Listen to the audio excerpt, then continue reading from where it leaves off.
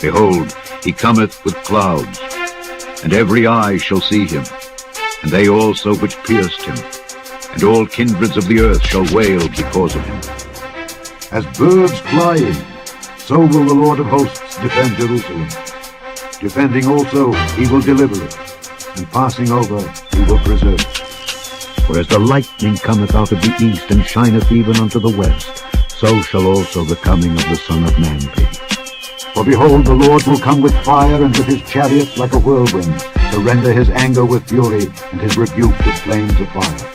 For by fire and by his sword will the Lord plead with all flesh, and the slain of the Lord shall be many.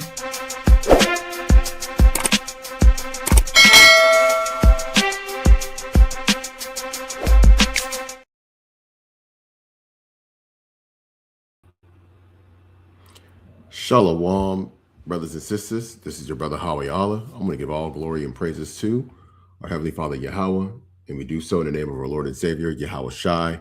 Grace and mercy be abound to the hopeful elect scattered throughout the four corners of the earth that are waiting on the second coming of our Lord and Savior Yahweh Shai Hamashiach.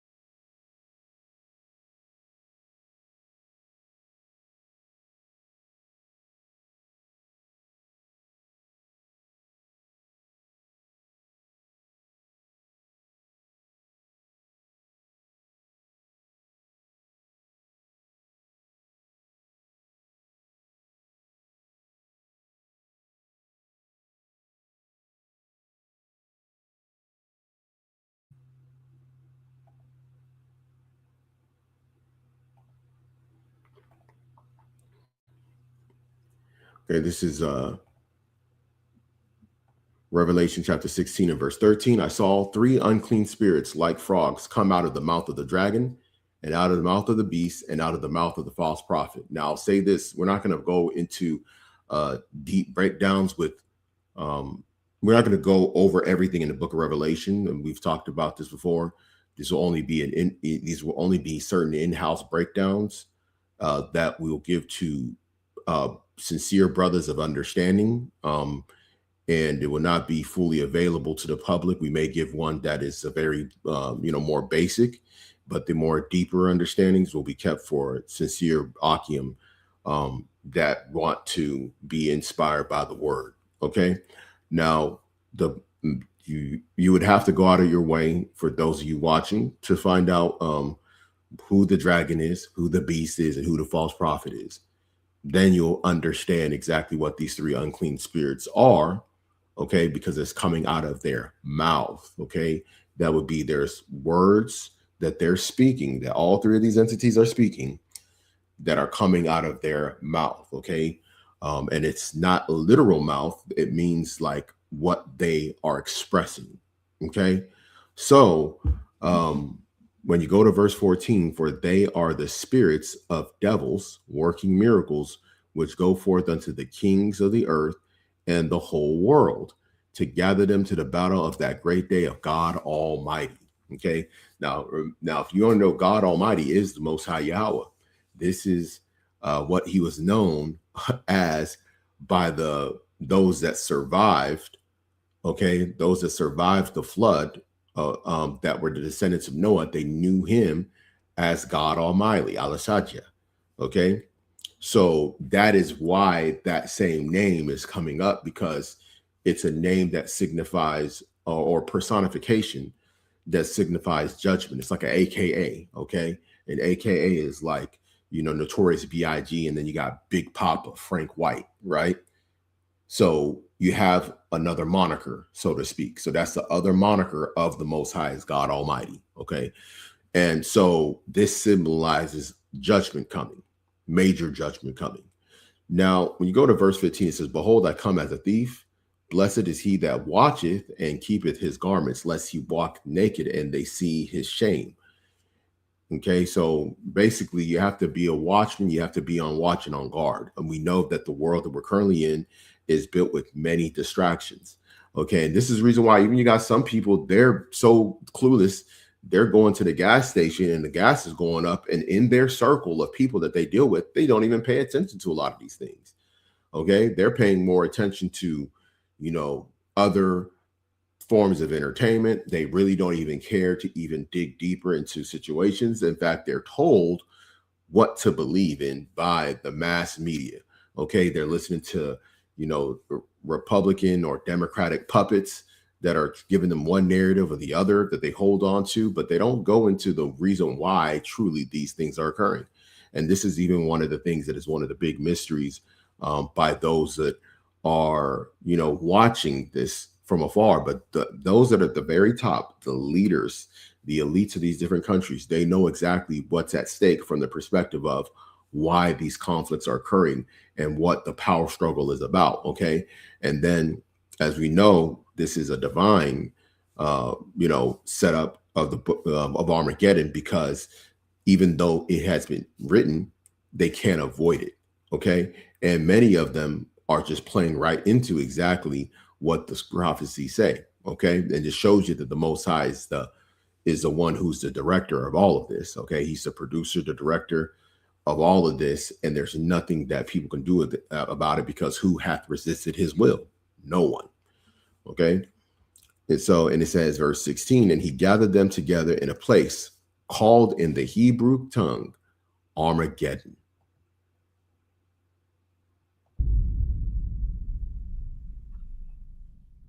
Okay, so he gathered them together in Armageddon. This is mountain of the troops. So basically all these troops are going to come there. And I've talked about it before, breaking down different aspects of, why they're converging upon that land. Okay, which, I've referred to as the trap of oil. Okay, as you know, the rise of what was known as industrialization led to the increased need for fossil fuels. Okay, and that has led to countries relying on this, not only just for their advancement of different things, use of automobiles and planes and trains and electricity supply, but this is also important for maintaining security. It's also important for even getting certain resources. Many industrialized countries, they access water, and their water is tied to different means of energy sources that pumps the water through these different pipes and filtration systems that lead to the tap in all these different cities around the country in a lot of these areas, right? So it's even deeper than what we even think. Okay. A lot of the petroleum products are used in various areas. It's not just for fossil fuel, but even for plastics. Okay. And you can imagine, if you look around your house, your vehicle, you go to work, you'll realize how many things are actually made out of plastic-based products or that come from petroleum resources. Okay, so a lot of people don't know what's at stake is basically the future. Okay, this particular war. The reason why Armageddon is going to be such a big war, because for all these different nations involved, this is going to be known as an existential threat. Okay, and if you ever follow those that are in the political sphere, especially those that deal with things such as war, okay,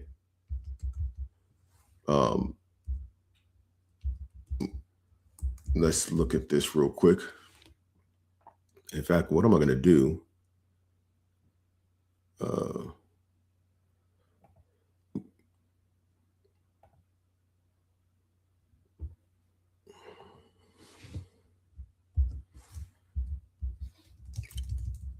And me and the brother, Romeo, was on the Telegram chat talking about some of these different things as well.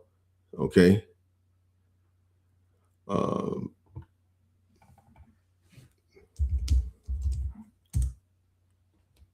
Oh shoot, hold up.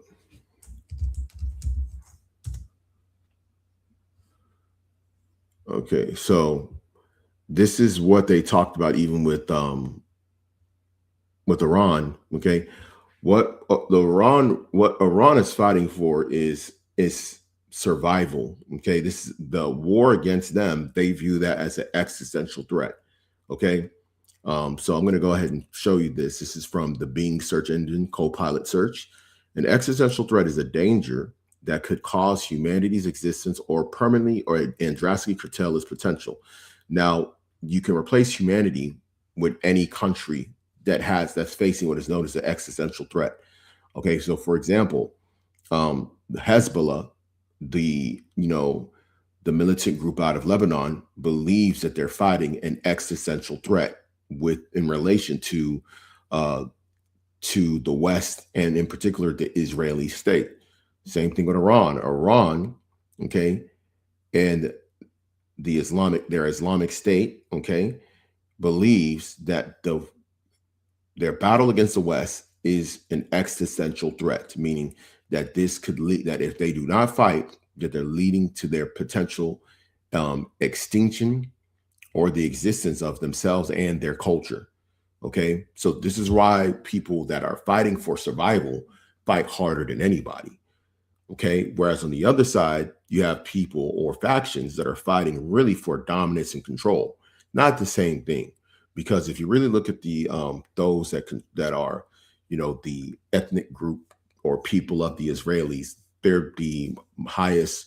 They're the wealthiest per capita people on the planet. It's not even close. They control many industries. They have much of the disproportion of the world's wealth. They control a lot of the different media outlets. So they're not really in a survival. They're not in an existential threat. They're really in going towards more greed. Okay. And that's what's driving them. What's driving them is greed and domination of others since 1492. Okay. And it's funny how people try and separate the big hats and the little hats as if they're not the same people. It's just that one side is just more brutal and openly unapologetic, at least in modern times, about the way that they move about doing things. And we've seen it in 4K, what's happened over the last few years in Gaza. So we kind of know what it is, right? But when you look even further, in fact, let me go ahead and see if I could get this other precept out. And then once I get this precept out, we'll go into that video, because I did find the video clip. And so let's see, I believe it's in Book of Luke.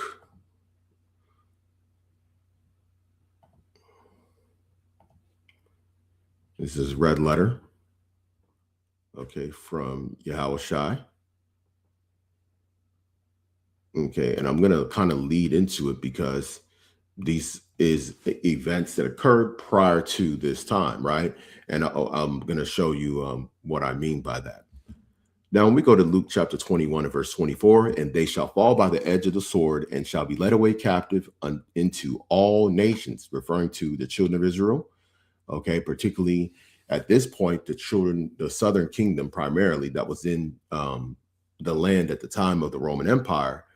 And then all, of course, throughout the different areas in the diaspora fell by the edge of the sword and were led captive into all nations.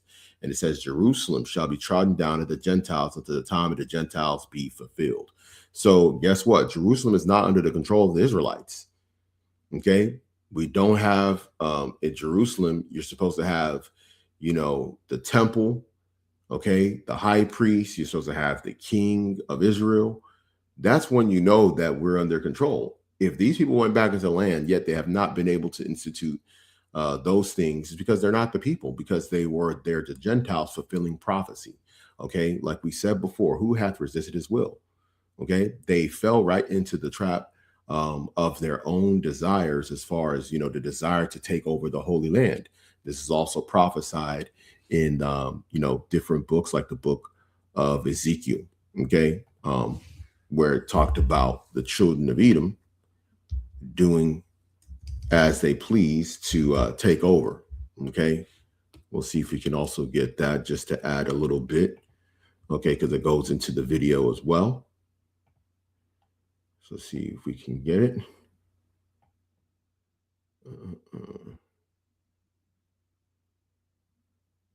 All right.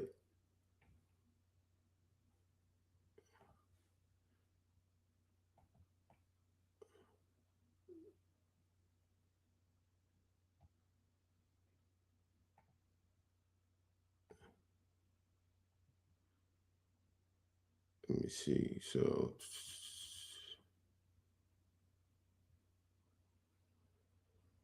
okay, so, and this is successive prophecies. If you actually read the book of Ezekiel, after when you get to certain chapters, it starts to be successive prophecies, meaning prophecies that are happening one after the other. So one of the things that happens is, prior to the awakening of the elect of Israel, Edom would have to take over the land.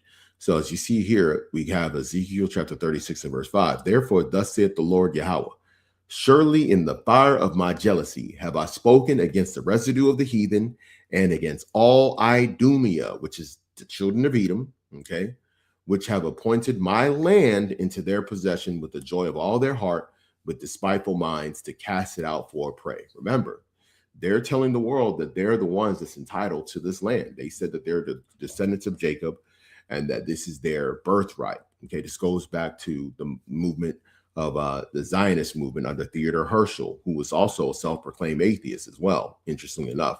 But he used the Bible and the promise that the Holy Land would belong to the children of Israel to say that this is something that they should look after and go after that land by any means necessary.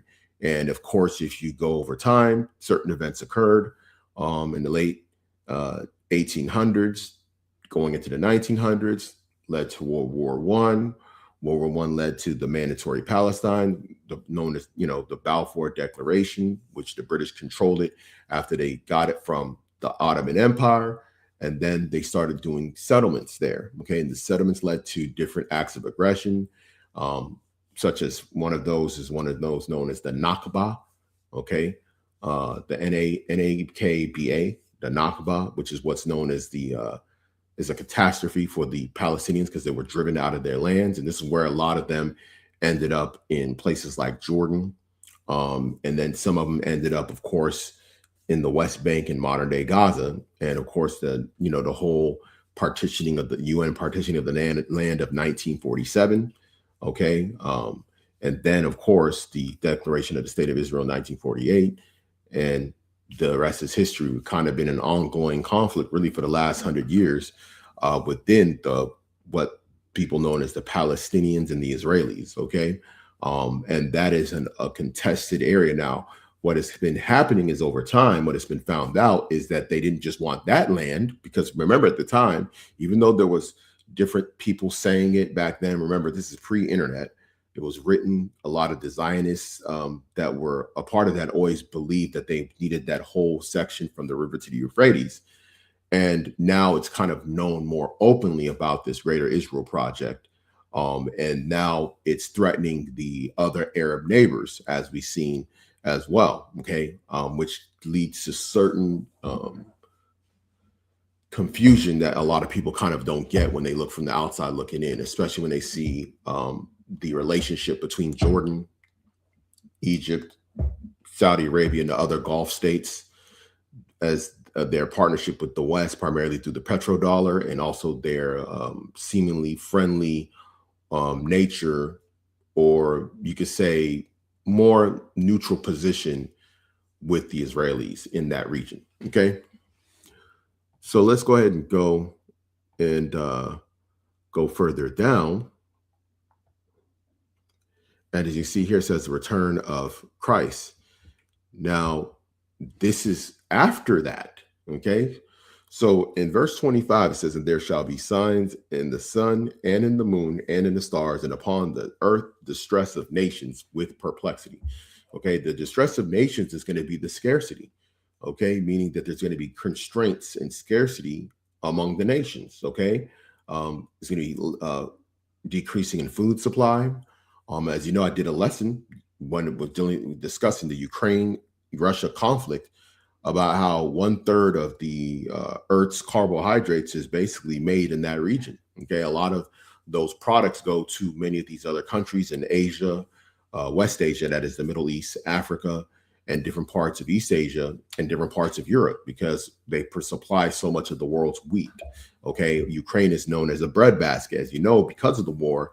There's constraints over there. Then you have to factor in energy supply. Okay, the lack of energy, if there's no exporting of oil around the world, and that constraint in the Strait of Hormuz continues, then there's going to be more distress upon the nations. Okay, and this is going to lead to more, uprisings among the people. This is also going to lead to more of a posture towards war. Okay, to end the suffering that would be coming.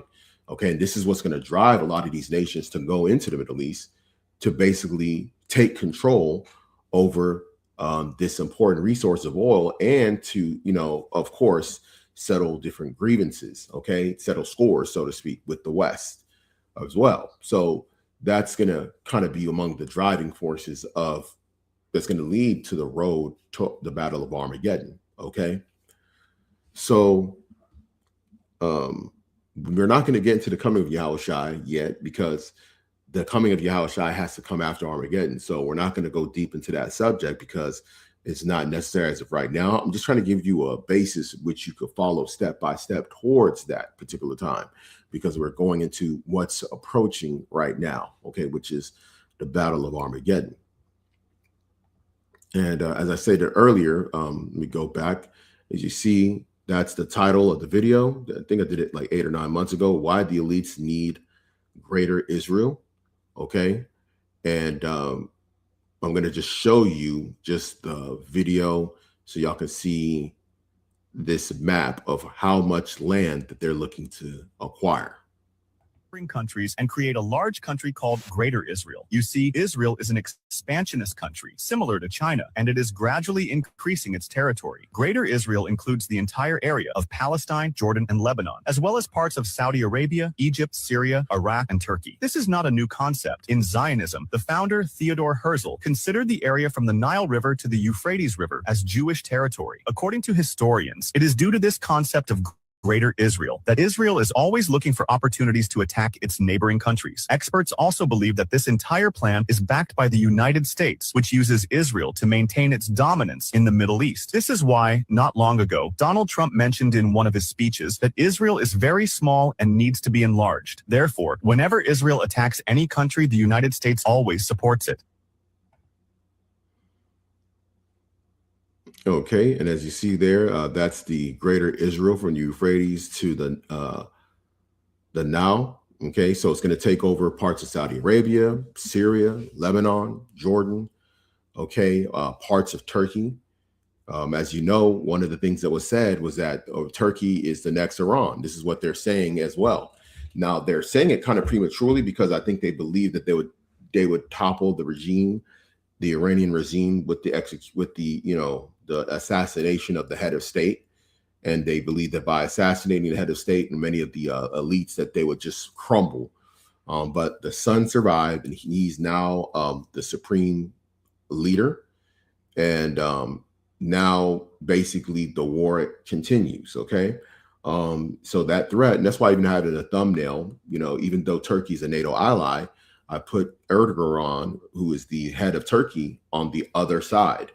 Okay. And we've been saying this even prophetically about how Turkey would have to naturally, by the sake of their own existential threat from the rest of their NATO partners, or which will soon be former NATO partners, which ironically, at the end of the day, if you look at the behavior of the United States, they're actually low key destroying much of the NATO partnership. Now, there is still in Europe a strong faction that is so against Russia that they're trying to, of course, help the Ukrainian efforts. But as I stated before, even in that own conflict as well, is that Russia will ultimately have to go as far as to take over Odessa and cut off the Black Sea from Ukraine. Okay, and that would actually give them more power and control. They can also control many of the carbohydrates or the grains in that region as well. And that can give them another tool that they can leverage against the rest of Europe, okay, and other parts of the world. This is a very important thing to understand the power of Gog and Magog and the rise of Gog and Magog, okay, because for many years, the United States and the West has tried to paint Russia as basically a country that's just a gas station with missiles. That was the concept that they were trying to give us, that they didn't have any other things that they were offering the world. They didn't have strategic abilities on a political level to, checkmate much of the aggression of NATO. Okay, and remember, NATO or most of Europe is under the 7 heads and 10 horns. Okay, as prophesied, with the whore that ride at the top of the beast. Okay, many of you already know who the whore is and who the beast is, and the likeness of the 10 horn with the 7 heads and 10 horns, as was prophesied in the book. And so this faction, and the end of it, likened unto bear, is literally showing you how things will play out, okay, prophetically. And if you kind of want to know more, you got to go back to some of our old videos to kind of piece some things together. Of course, brothers that are in contact with us on a regular basis, they'll get certain information as sees fit, but this is a public platform, so I'm going to kind of keep it more on the public level discourse when it comes to this. Okay, so let's see if we can find one of these videos. Just bear with me for a moment.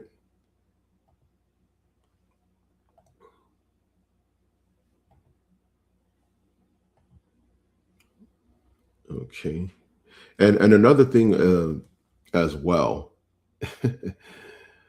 One of the things that's very interesting is a lot of the information about the current conflict is being heavily censored.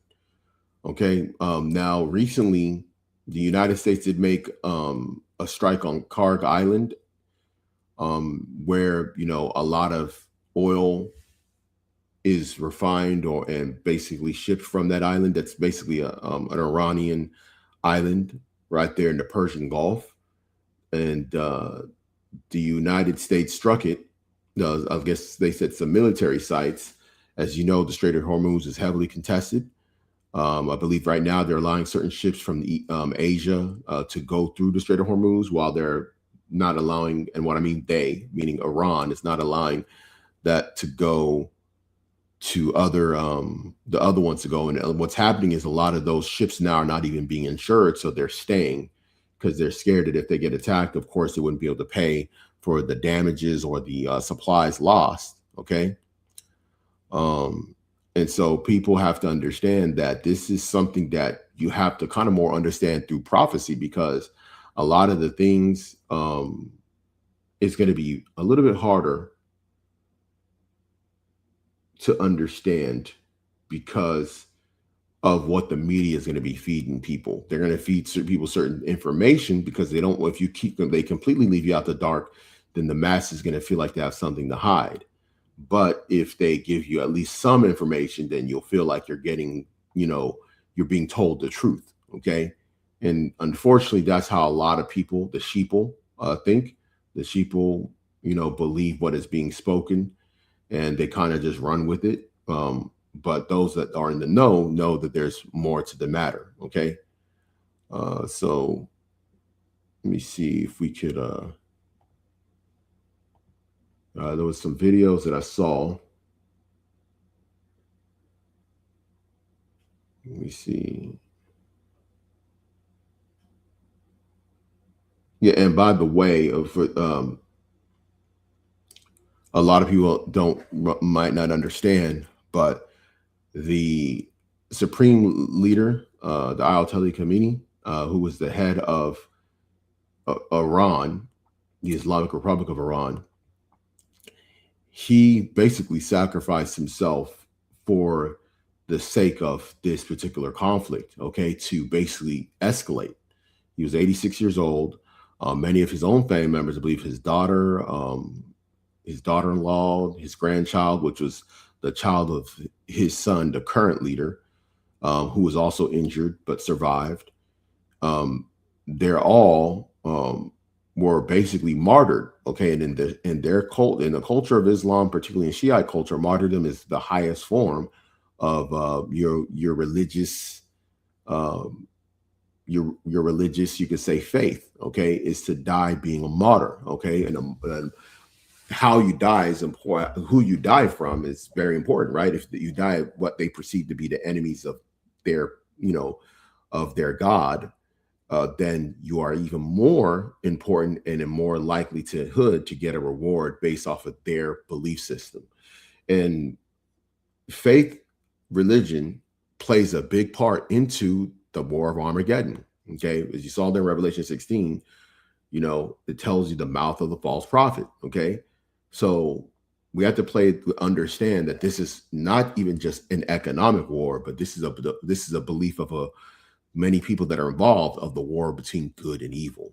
You know, oddly enough, on the other side, you have what's called Christian Zionism, which plays that part on the other side, where they believe that the evil is coming from the Middle East or from Arabs or Persians or, you know, pretty much the Muslim world in general, or anybody that's non-white, because of course this includes China. This includes their hatred of Russia, or what they perceive to be people that are not really quote unquote white. So you know how that go. So let's see if we could try to see if I can find some of these videos. There was a few different videos that I had watched. Oh, why is it doing this? Hold up. I'm actually trying to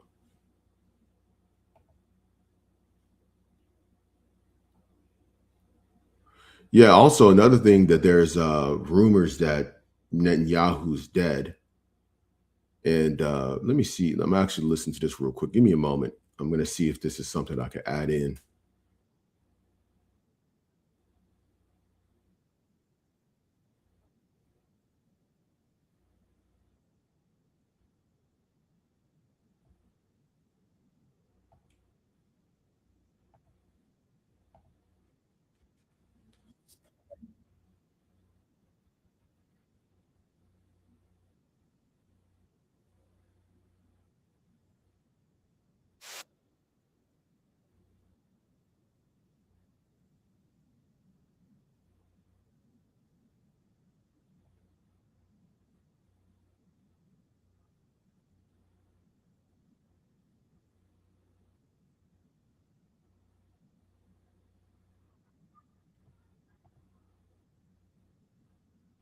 Okay, so basically, I was seeing this clown, even though he be having some good information. Myron Gaines from Fresh and Fit, he was actually in a live stream. One of the questions that he has on there on his live stream is Netanyahu dead? The brother actually, Yao Saab had sent me a video that was showing I guess his residence was attacked, and there was rumors that he may be dead. But of course, we haven't been able to confirm.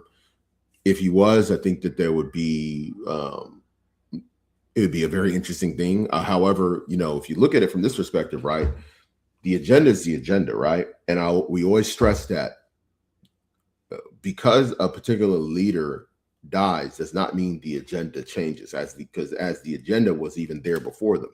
And because you have what's known as ruling elites focus on the agenda. Because they know that one of them may pass away for natural causes or assassination. So therefore, the agenda supersedes them, right? So we have to factor that in. That even if Netanyahu's dead, there's still a faction, because if you know anything about the Israeli politics, you have like hardliners that are Zionists that want to get this project done, okay, and they don't want to stop doing it. And this is like one of the reasons why they're so aggressive. And as you've known, if you heard over the years, I've always stated that, they have timelines for these things. Okay. They have like actual timelines, like a 2030 agenda. If you go back to the night of the election, when Trump was elected, we did a live stream. Go back to that. Okay. Go back to the November live stream of last, 2025. And listen to the live stream and some of the things that I said was going to happen during this administration, because Trump is known as a lame duck politician, and a lot of people think he's worried about being impeached. Like this is the reason why I see people, because they don't understand power, they don't understand how the Most High works, they don't understand how the global elite work, they don't understand how the Western elite work, they don't understand their objectives. They think that a person like Trump is going to be scared of impeachment, when he is there to represent a particular job. To the masses, he presents as being dumb and not knowing what he's doing, and as being unwise. But he can never go out of the objectives of the elite that put him there. Okay, that are way richer and more influential, more powerful than he is. Okay, now he gets his own cut for doing his part. Okay, and so people don't even understand that this is something that he already knew he was going to do. But these, maggots, okay, magtards, these people really thought that he was going to end all wars and focus on America first. And look what's happening, man. They're Israeli first. They're New World Order first. You know what I'm saying? That's what they are. Okay? They focusing on that agenda.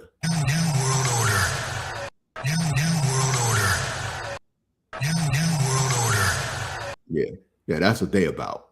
Okay, they want to set up that NWO with the mark of the beast. Okay, so so now I'm able to see. Let me close this window. I'm actually going to see. I had some liked videos and some very good, actually some of the best. What do you call it? Scholars of understanding some of these things. Now, what I'm going to do, I'm going to actually kind of give y'all an insight into, hold up. I need to go back to the beginning. Okay, so this is going to give you some understanding. I have to give you all the economic side of things of what controls these issues, okay?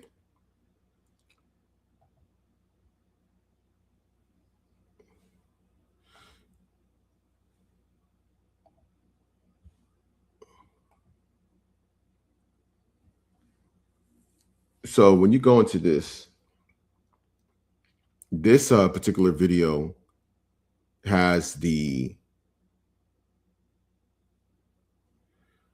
understanding. Okay, if you want to understand the petrodollar, you don't understand geopolitics. As you see there, this is one of the reasons why some people have a hard time, because they think it's a religious conflict only. They think it's just something else. They don't understand how everything is tied to it. Okay, and I'm actually going to I'm gonna have to use some ChatGPT as well. So, but we'll go ahead and play some of this and we'll pause it here and there. Okay. So again, if you don't understand the petrodollar, you don't understand geopolitics. Did you know that there's a system running the world, controlling everything from prices to energy to government policy? And no, it's not the banking system. It's not the stock market. It's the petrodollar. For over 50 years, it's been shaping our world. Okay, so you see here the image of the Twin Towers, September 11th, 2001. Okay, this particular event is one of the events, which is a false flag event. Okay, very, very much documented by those that are in the know. There's no way two planes can hit the top of a building, okay, and crumble from all the way to the bottom. What is, ground zero, pretty much, the garage floor. Like, come on, son. Like, that's just not how a demolition of a building can happen. Okay. So this is, of course, an inside job. And when I tell you it's so extensively been exposed, like the people involved, the people that were in the city, how people left, how people didn't show up to certain work, didn't show up to the building that morning for work, and how there were certain moving companies. Bro, it's crazy. You know what I'm saying? And unfortunately, there's really the whole documentary and all that information, it's not even on. You know what I'm saying? You got to go on like other platforms. You're not going to see that stuff on YouTube, bro. Okay? So that's all I'm going to say. So, what is the petrodollar? To understand the petrodollar, we first need to understand why oil is so important. We use oil to fuel our cars, planes, and ships, to transport people and goods around our countries. We use it to produce it. And that's what I was saying earlier. Plastics is also involved. Now, I'm going to do this because I don't want to make it too long. But right here, okay, we're going to see about the use of how the dollar came to use as a global currency, okay? This global market. To understand this, we need to go back to World War II. At the end of the war, while most of the world lay in ruins, the US emerged with its economy and manufacturing base intact. This led to countries agreeing to make the US dollar the center of the global financial system at the Bretton Woods Conference of 1944. This would be a new world order backed by the US dollar. The US promised that its dollars could be exchanged for gold, and so other currencies tied their currencies to the dollar. But in 1971, President Nixon decoupled the US economy from the gold standard. This was known as the Nixon shock. This transitioned the world into a fiat currency economy rather than a gold-backed economy. Okay, and see, that was the key. They came off the gold standard, okay? 1971. Now, you have to look at some of the events that occurred in the 60s that led to this particular thing, okay? Because there was a certain war, which I'm not going to go into, that ended in 1970, okay? you have to ask yourself, why were there weird alliances, particularly on one end against another side in that war that ended in 1970? Okay, something I'll probably discuss on another channel. But in 1971, all of a sudden they got off the gold standard because they were going to do the petrodollar. And the petrodollar required agreements, which it'll go with different particular countries, which he'll discuss. Fiat currency is government-issued money that isn't backed by a physical commodity like gold or silver, and instead gets its value from public trust and economic stability. After the US stopped backing dollars with gold, the dollar stayed dominant because the US economy was so huge, and the US government was considered to be stable. Also, many global transactions were already done in dollars. So, the dollar became what's called the world's reserve currency. Okay, and as you know, you can actually look at different charts of the history of world reserve currencies. I actually did, I think, a lesson on called The History of Money as well. Okay. Let me see if we could at least find an image. I don't want to kind of go see if we can find it. Sometimes there's good images already out there where you could see it.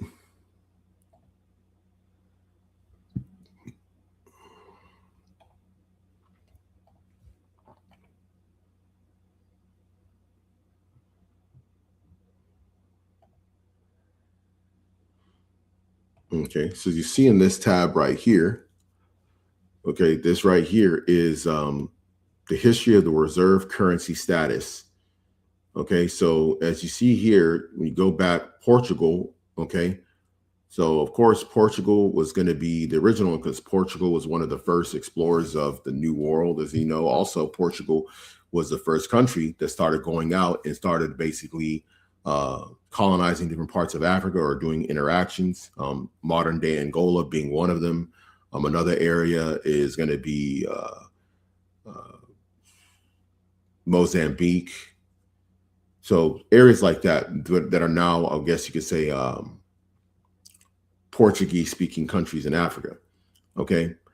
So of course, Portugal ended up getting the chunk of Brazil in the New World, but there was an alliance. There was a dual alliance between Spain and Portugal through a marriage, I believe, with Isabella and the other king of Spain.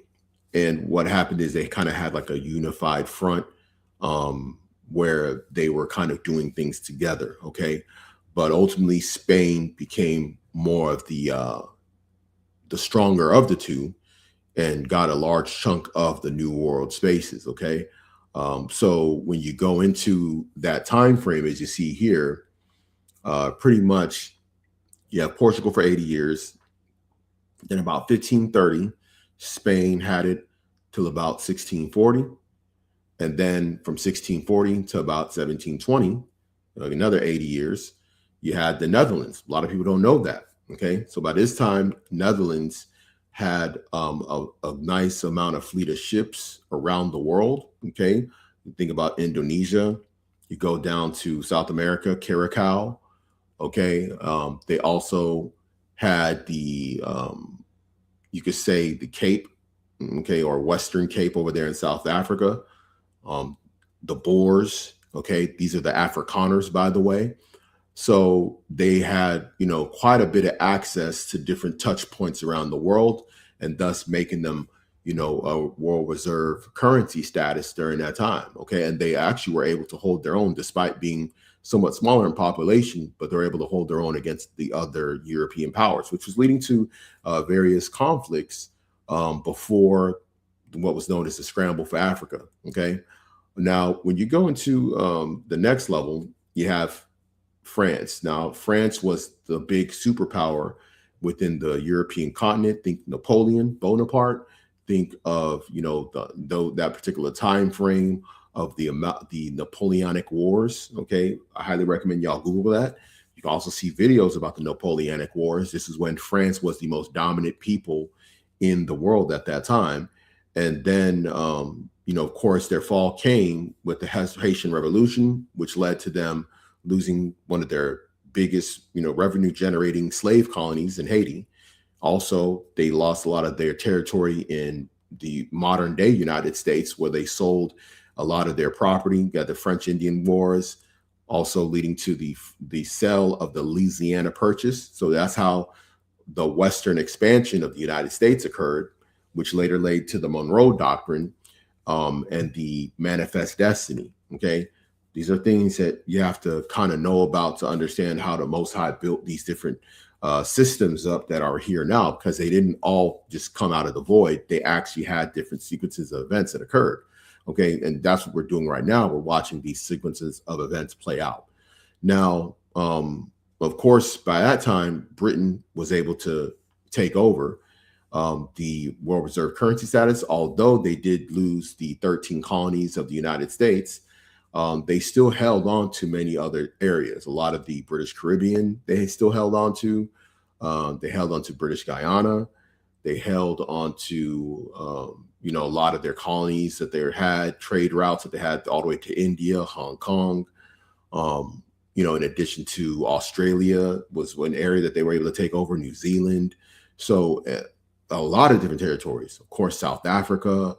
And then later on during that time, they had because they were the most dominant of the Edomite groups, the British were able to get a large chunk of different areas that they wanted within Africa during the scramble for Africa. Okay.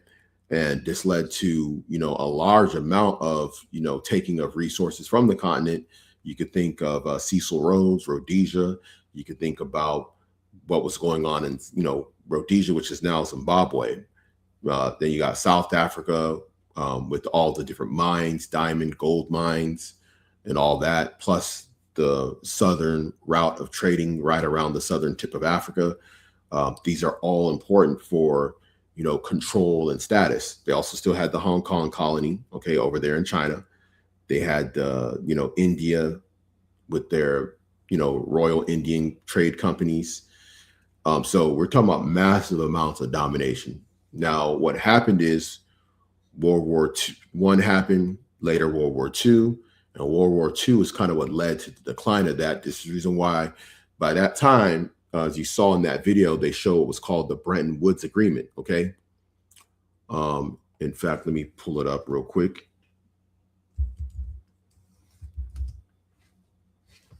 Because this is a road to Armageddon. All these things I'm showing you is not by accident. These events are organic events that led to the road that is leading to where we're going towards right now. Okay.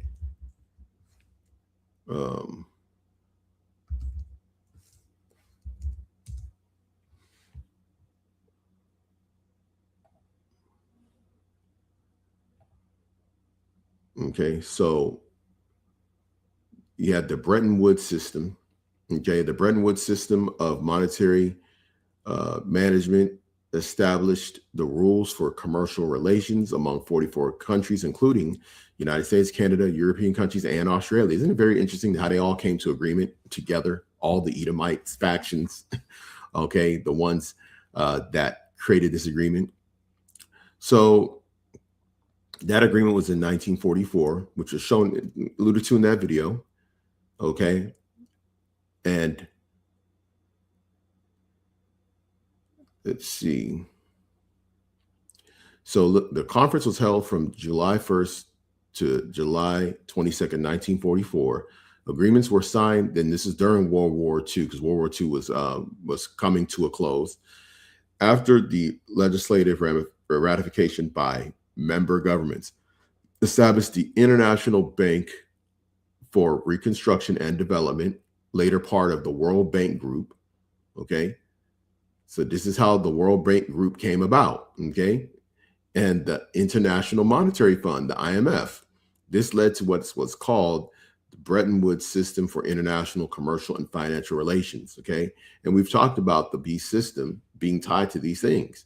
Okay. This is why the countries that were named are part of the beast. Okay. They're components of the beast. So they created the World Bank and the IMF, tied to the Bank of International Settlements in Basel, Switzerland. Is also tied to the whole talk with the World Economic Forum. You'll own nothing and be happy. In addition to that, you have what's called the CBDC, the central bank digital currency, which is basically a precursor for the market of beast. And we'll get into that because like there's levels to this. All right.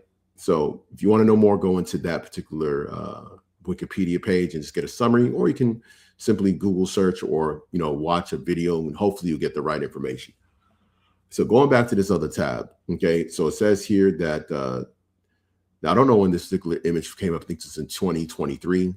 So in 2023, this is when it came up. It says the United States has officially held reserve currency status for 79 years. Okay, which would have been since 1944 under the Bretton Woods Agreement. Of course, they eventually switched over and made that currency what was called now the petrodollar, which is what that video was about. Okay, so that is where we're at. And if you look at these other times, how many years did they last? And then ask yourself, why did they change to another group of people? Okay, now if you understand who controls money systems, okay, you already know. Okay, I think you already know who controls the banking systems. They would, of course, would be the ones that would more than likely inherit reserve currency status, but this time under a surveillance state, this time under the MOTB through central bank digital currency. Which will be programmable money, okay? Meaning that not only will it know how much you're spending, but for what, and then those items and services that you want can also be rationed, okay? So this is all part of a bigger plan, plot and scheme, okay? So let's go ahead and go back to the video. Meaning countries hold large amounts of it in their central banks.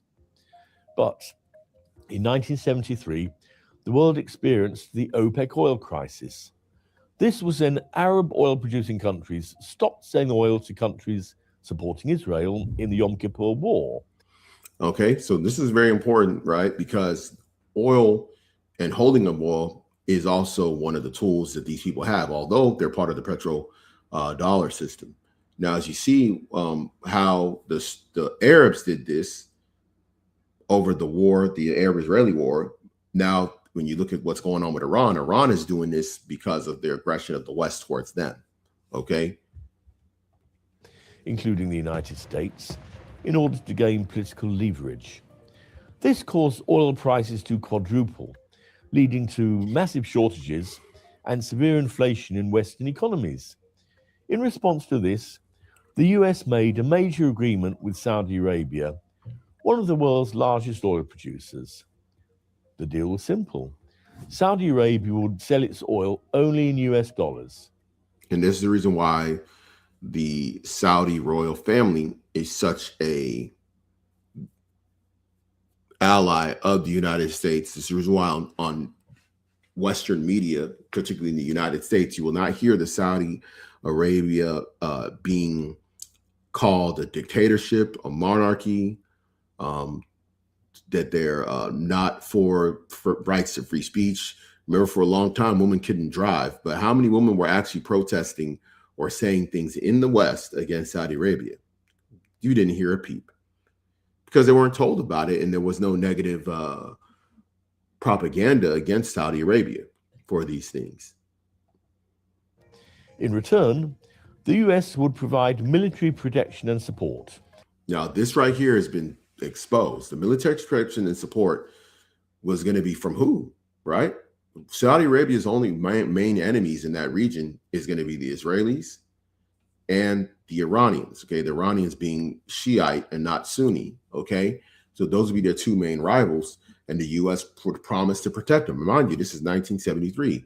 As we've seen over the last few days or the last week, we've seen that the United States is not able to protect these Saudi Arabia nor their other Gulf cooperation partners, okay, the GCC, okay, Bahrain, okay, Oman, the UAE, Kuwait, they're all been under attack by the Iran because of their alliance with the United States, which is predicated on the petrodollar. And then there's actually a whole system that goes into this. And also remember, I've also talked about the importance of U.S. Treasury bonds, and how also with these bonds literally are guarantees. And these guarantees are backed up by the United States military. That means the United States military will be willing to wage war, a world war, in order to maintain their position. Okay. And it's kind of a ball and chain. It's like a yoke of basically guarantee that we will go as far to invade whole countries if we got to, which again, through the spirit, I told y'all brothers, through the spirit, that when you go to that money lesson, let me see if I can even find it. Boy, oh boy, I don't even know if I actually remember the title of that lesson. So many lessons have been done over the years.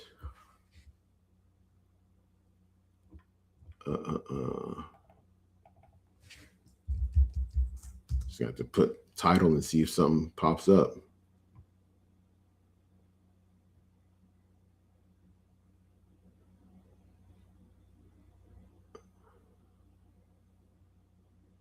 They give me an option to, because it was actually fairly recent that I did that. It's actually fairly recent, maybe over the last 2 or 3 years, that I think I did that particular lesson on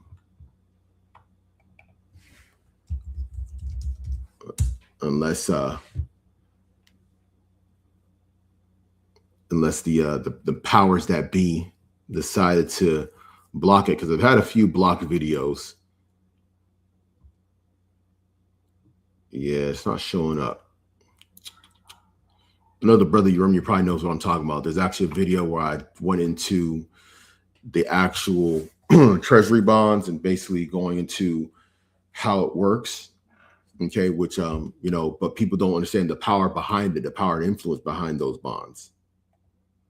Since Saudi Arabia was the largest of the oil-producing countries. When you hear anybody say the GCC, okay, the GCC is the Gulf Cooperation Council.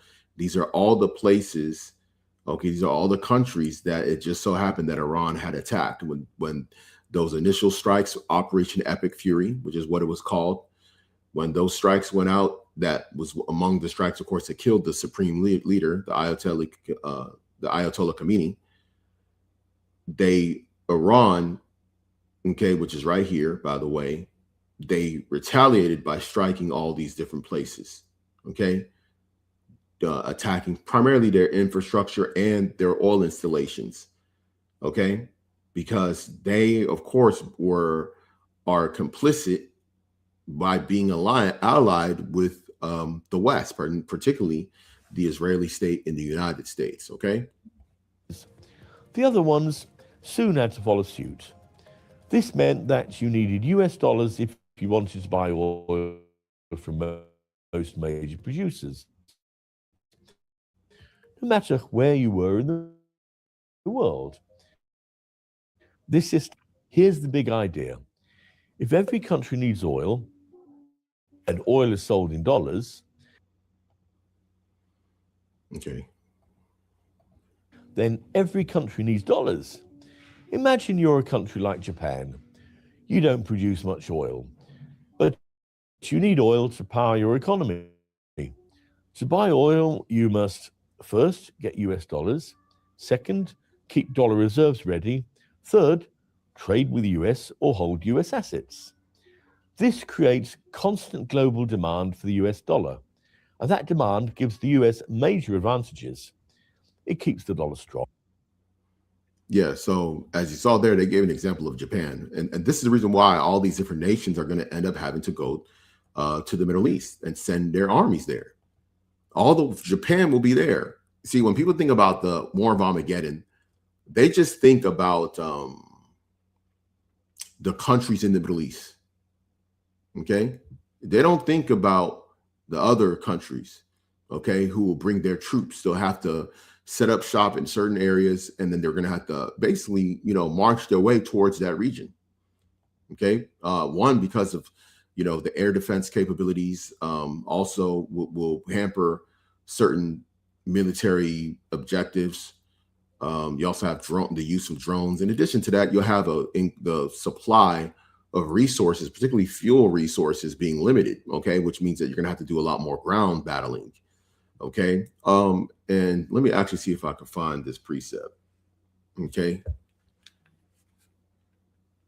because I like that they brought up Japan, because it made me remember a particular precept in mind that is also found. Okay. Give me a moment, Akian.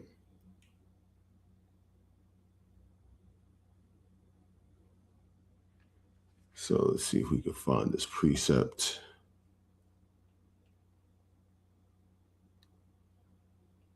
Because it was back actually in Revelation. Revelation 16. Again, dealing with the same subject leading into Armageddon. Okay. I remember, I don't want to go too deep into the prophecies in the in the book of Revelations, because there's certain things I kind of want to go into, but I said, let me not talk about that. I have to discuss some stuff with a couple of the Akim, okay, as we piece these things together, but this is something that we already know about, but I'm gonna just keep it simple.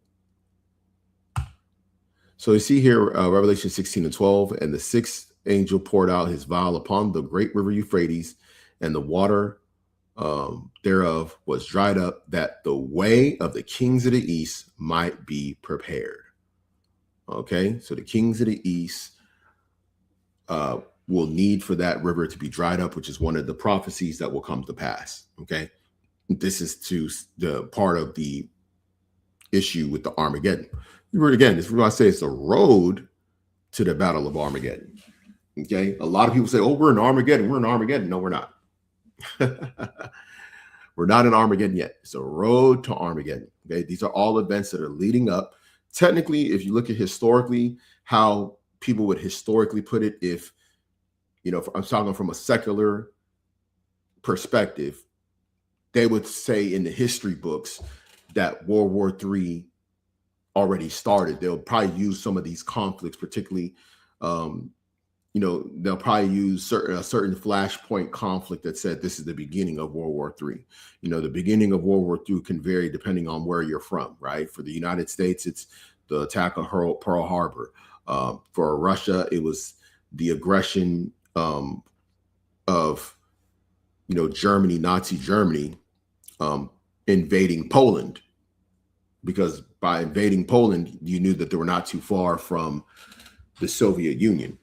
Okay, so that right after Poland is Ukraine, what I'm saying, and right after Ukraine is Russia, right? So that's probably from their perspective where the aggression or the war would have started in their eyes.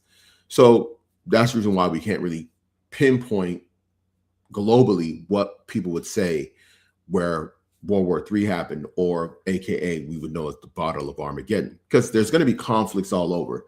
There's going to be what you call different theaters of war. The main theater of war is going to be in the Valley of Jehoshaphat, okay, where the Lord will convene a lot of his major miseries upon these different countries, okay?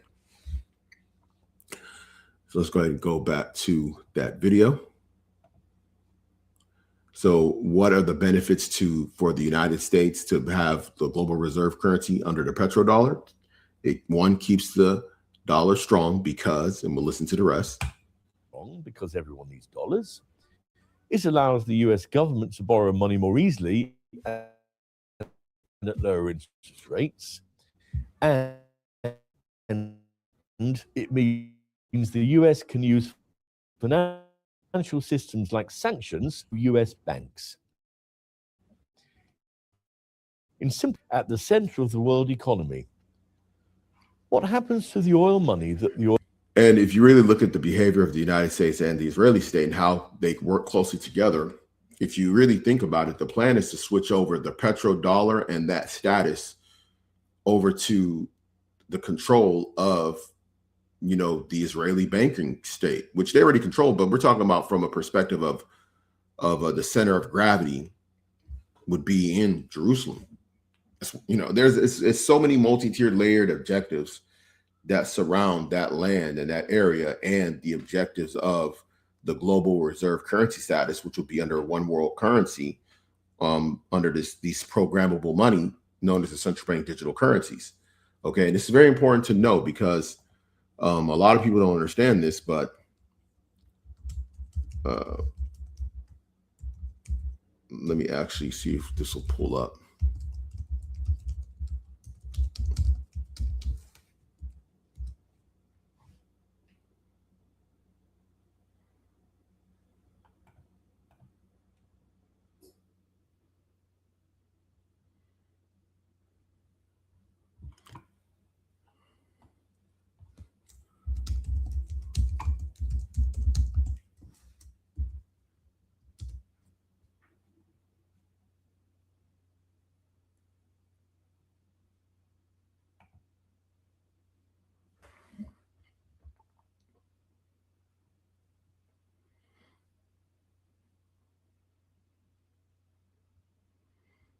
Yeah, so the CBDC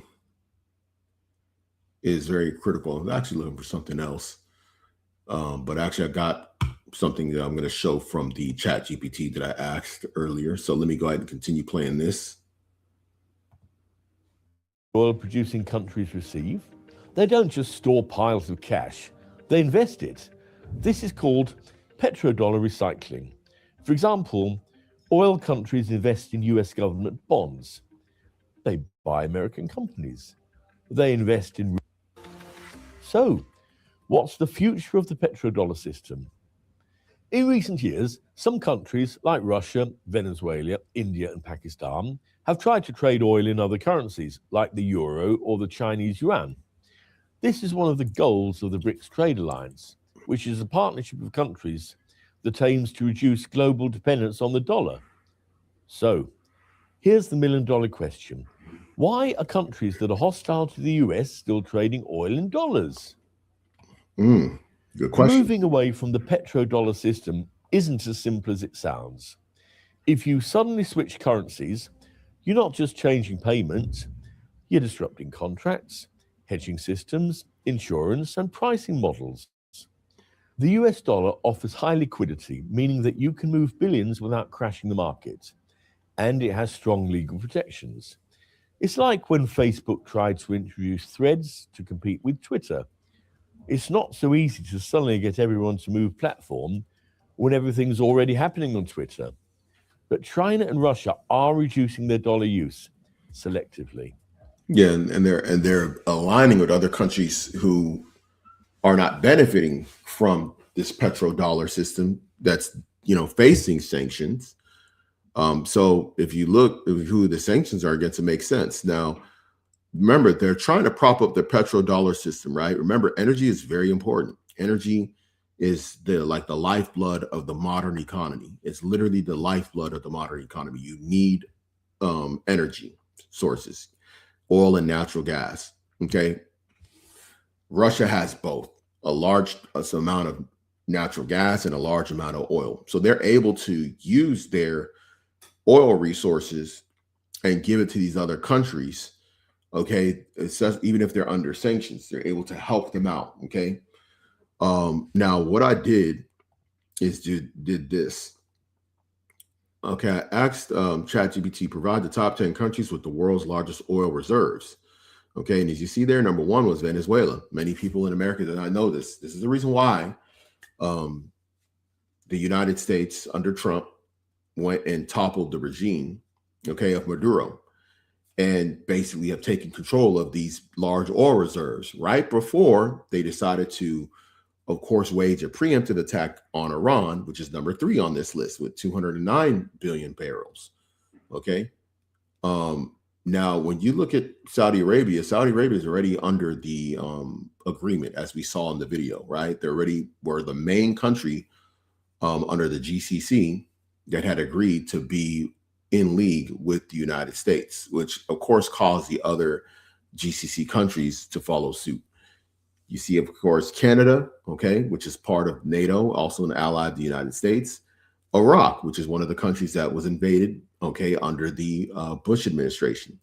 Then you have Kuwait, okay? You have the UAE, you have Russia, okay? And Russia, of course, is one of the allies of Iran, okay, which is number 3.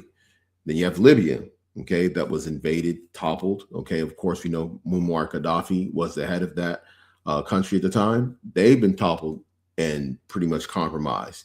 And then the number 10 is Nigeria, which we know that there's some interference going on over there, as the United States did have a weird strike and left. However, that's pretty much a country that's in the hands of the West anyway. So they're kind of like a persona non grata in terms of influencing any major objectives on a global scale. But all these 10 countries here are either part of an alliance, okay, with against the West, which of course which is Iran and Russia. At one point, Venezuela was one of them, but Venezuela has been taken over, okay, under the Monroe Doctrine, okay. So as you see here, it's very clear. The United States wants all these countries that are listed to be under their control. This is the reason why they attempted to even assassinate Putin. They want to topple the regime. That's actually one of the things that has been talked about openly in the West, is that they want Putin to step down, and they want somebody who's going to do the bidding of the West, okay, and who's going to allow them to control all these oil resources. Because if they control all these oil resources, of course, they want to topple the Iranian regime. They want to put the Shah's son in, because he's going to give them over to the petrodollar system completely. Okay, right now, Iran has to trade in various ways outside of the petrodollar system. Okay, they have to do alternative means of trade in order to survive, because again, they're heavily sanctioned. Much like Russia, which is number 8 on this list, was heavily sanctioned. Remember, Libya was heavily sanctioned. Isn't that interesting? Venezuela was also under heavy sanctions. Just like the man said in the video, that one of the benefits of the petrodollar for the United States is that they're able to place sanctions on these other nations. Okay, so it's no coincidence when you look at the list of the top 10, they all are it's all part of the plan. And as stated before, of course, we know the major resources of oil is going to be in the Middle East. Here comes in the Greater Israel Project, under the guise of we're promised this by God. That's what they say.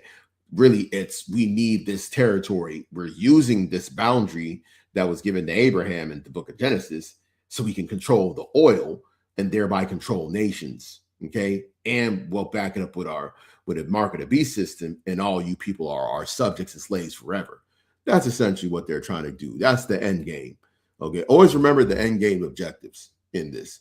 Don't look at it from the standpoint of these minions out here that just look at this stuff as some kind of religious conflict, okay, or just strictly a colonial conquest of they just want the land. No, they want the land to control the resources underneath, so they can control the energy resources, while thereby controlling also the money system, okay, to the max, which will be under a beast system, digital currency system. And then they also want to control the food supply, okay, which we've talked about before, okay, about how the food supply is controlled by the Western governments. Whole very big, deep thing.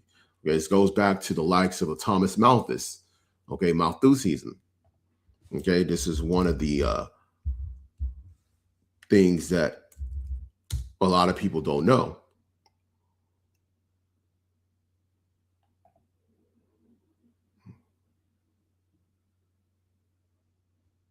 Okay, because remember, one of the things, what's one of the objectives? To bring down the global population. Okay, I'm gonna just kind of show this real quick. The Thomas Malthus theory, Malthus's theory, okay, in 1798 argues that population increases geometrically while food production increases also arithmetically. This imbalance inevitably leads to population reducing. Checks like famine, disease, and war, okay, positive or reduced birth rates, preventative checks to restore balance. This is one of the reasons why they went out of their way to try and create, they basically, socially engineered the population through feminism. They used different advances in, medical technology, such as the birth control pill. Okay. Also, you have, different means of extraction methods to terminate pregnancies, as we know, like abortion. So these things were created to reduce the population, to control the masses, they also control the food supply, and another thing to control the energy sources, okay, which is very important to them for global hegemony or maintenance of global hegemony. And this is the reason why you have these countries fighting. Do you think their people want to be reduced by outsiders? Do you think their people want to suffer from famines and things like that? Okay, especially those that are proud of their people and their culture and their heritage. They don't want it to disappear because a faction of people, okay, Esau Edom, wants to maintain control over the whole world at any means, even to the point of driving nuclear warfare, okay, which is eventually, going to occur, okay?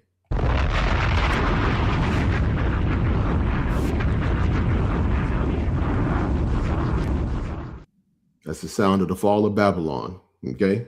That's what that is right there. So let's see if there was anything else that we could kind of go into. Probably not. Let me see. We kind of touched on the economic side, or the currency, the food supply side, and why this is happening, why this is leading to the road for Armageddon.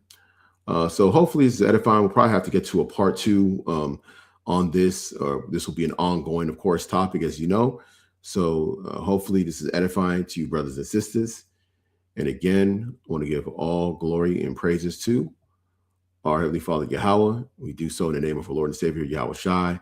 Grace and mercy be abound to the hopeful elect scattered throughout the 4 corners of the earth. Shalom.